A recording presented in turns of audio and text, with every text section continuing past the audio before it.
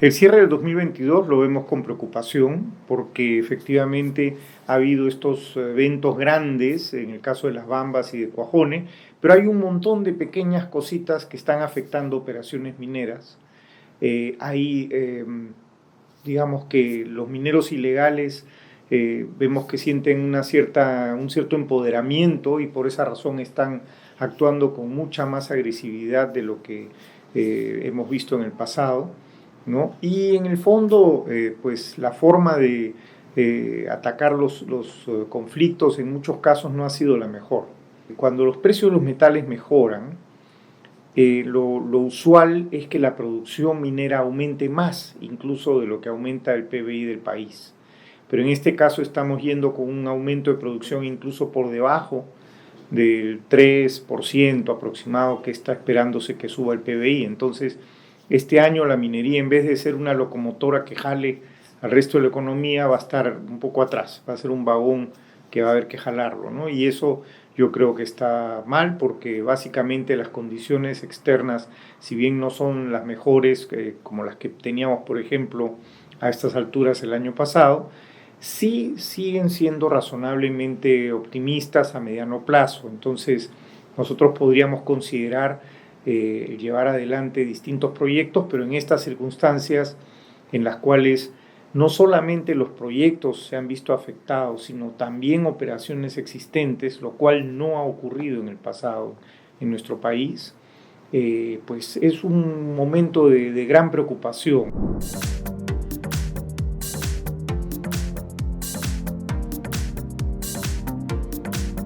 Estamos en un mejor momento que hace, por ejemplo, 3 o 4 años, pero no estamos en un superciclo. Estamos entrando más bien a un ciclo de cierta recesión a nivel internacional, pero va a ser, espero yo, va a ser relativamente breve y bueno, luego de esta recesión que puede durar un año y medio, deberíamos de ver ahí sí un superciclo de precios de los metales, porque en general no hay en este momento grandes proyectos encaminados. El caso de Perú, que es donde está una porción muy importante de las reservas de cobre para el futuro, es bastante claro. Nosotros normalmente en el Perú teníamos 2 hasta 3 proyectos grandes, ¿no?, que estaban siendo desarrollados. Hoy día lo único que tenemos es el fin del proyecto de la construcción del proyecto de Quellaveco.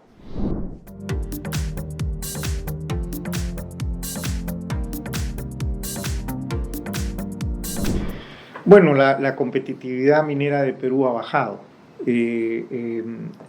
Afortunadamente no en la geología. La geología de Perú sigue siendo muy competitiva, pero las condiciones en las cuales se desarrolla las actividades mineras en el Perú sin duda no son las óptimas, ¿no? Y eso se va reflejando en los rankings que salen a nivel internacional.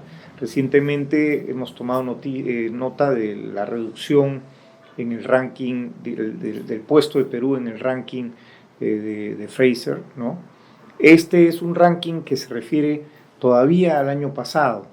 Cuando se haga respecto a este año vamos a tener lamentablemente una caída mayor en todo lo que se refiere a la actividad del Estado, porque más que avanzar en esto estamos retrocediendo, ¿no? Y eso sí es un motivo de preocupación.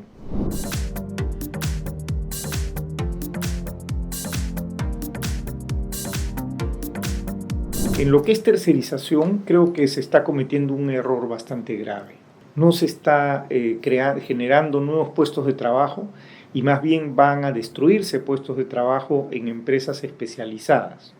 Este tipo de actividades, claro, podrían ser absorbidas por las compañías mineras grandes, pero en realidad lo que va a pasar es que algunas harán algunas absorciones de puestos de trabajo, en otras va a haber una cantidad de despidos masivos porque estas empresas que están especializadas tendrían que cerrar. Lo mismo ocurre en perforación diamantina.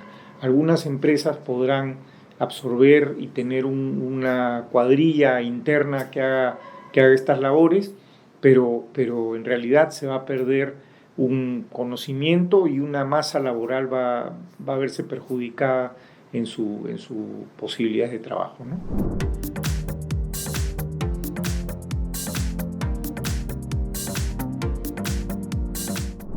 Bueno, claro, porque por un lado tenemos a un grupo de autoridades dentro del gobierno, dentro del Ejecutivo, tratando de encaminar la economía hacia un mayor crecimiento, y por otro lado, personas que en mi opinión no entienden bien los temas económicos y más bien están con una agenda de tipo laboral que va a frenar el crecimiento económico hasta incluso hacerlo retroceder, ¿no?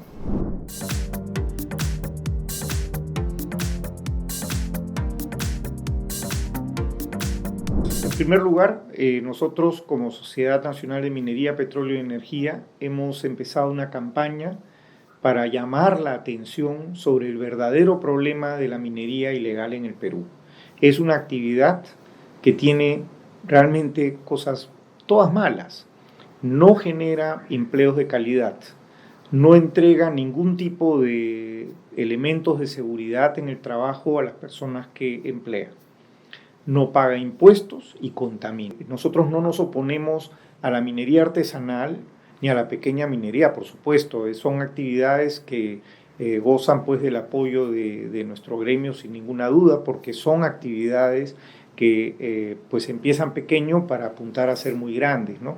Pero lo que no estamos de acuerdo es con que se permita el mantenimiento y el status quo de un grupo de personas que desarrollan actividades con un impacto terrible sobre el medio ambiente, que no pagan impuestos, que no tienen ningún tipo de derecho laboral o no reconocen ningún derecho laboral e incluso cometen delitos en algunos casos como tratas de personas, ¿no? Y nosotros en eso sí creemos que hay un espacio para trabajar junto con el gobierno y solucionar o dar un camino para que las compañías pues que empiezan pequeñitas crezcan y lleguen a ser unas grandes empresas mineras en nuestro país.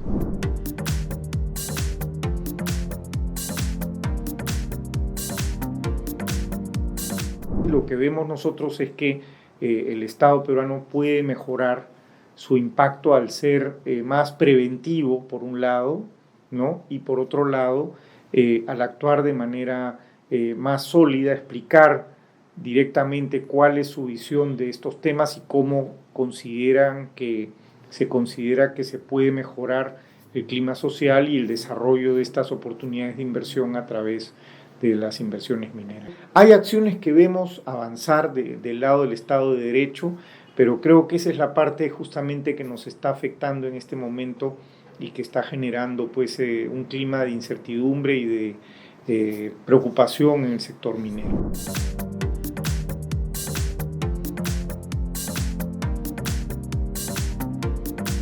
Southern tiene la propuesta de construir una nueva fundición en Hilo, cerca de donde está la actual. Tenemos el terreno, hemos hecho todos los estudios técnicos y económicos, el proyecto es un buen proyecto.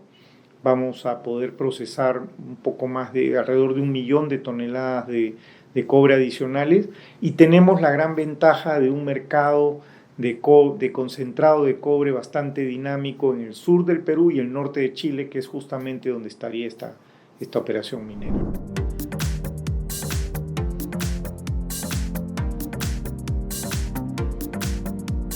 En realidad nuestra mirada sobre el Perú a largo plazo es optimista, por las razones que expliqué hace un momento. Tenemos una cartera que si agregamos la fundición y otras inversiones como la expansión de Cuajone, una posible expansión en los próximos años, podría llegar hasta 10.000 millones de dólares, ¿no? Y bueno, esperamos contar con el apoyo tanto del Estado peruano como de la población para llevar adelante estas inversiones que son realmente pues de gran impacto a nivel nacional, ¿no?